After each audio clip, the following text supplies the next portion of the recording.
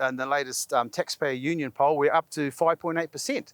So there's a momentum growing now. I think New Zealand is slowly starting to realise that this country has gone down the wrong path for the last 3 years. As soon as New Zealand First wasn't in Parliament, the current government has just taken the lead and just brought in a lot of policies like three waters, co-governance. It's just basically divided our country by race. So New Zealand First will make sure that we get back on the path of democracy and of course sovereignty. So it's all about one person, one vote, and it's all about New Zealand. When we get back in government, we'll be part of this revival to bring back democracy. And at the moment, we're standing on the Taradale Stop Bank. Now, because of the Provincial Growth Fund, over $12 million of the Provincial Growth Fund was used to raise the Stop Bank. And also, thank goodness, supported by the Regional Council, which was over $7 million. So working with the councils and with New Zealand First and the Provincial Growth Fund, we managed to save a whole suburb. We're standing on a bank now looking at houses that weren't flooded. Law and order is a big problem.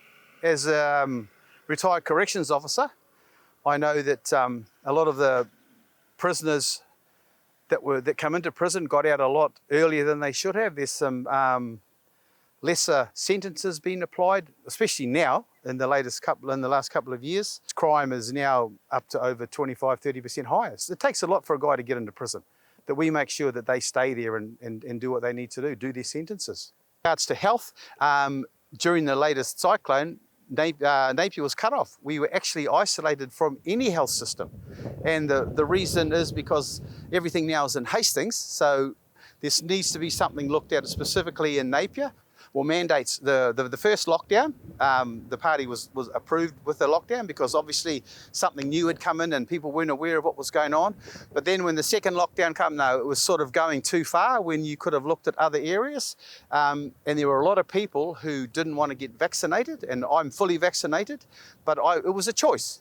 People needed to have a choice. So now New Zealand First is to bring those mandated employees back into the workforce and also to pay them for the time they lost because they were mandated. Education, because we've really got high truancy rates. Now there's a change in the curriculum where a lot of the core subjects will be replaced by more of an ideological approach to learning, which is not going to help a lot of people. So if the kids aren't going to school, how are they supposed to learn anyway?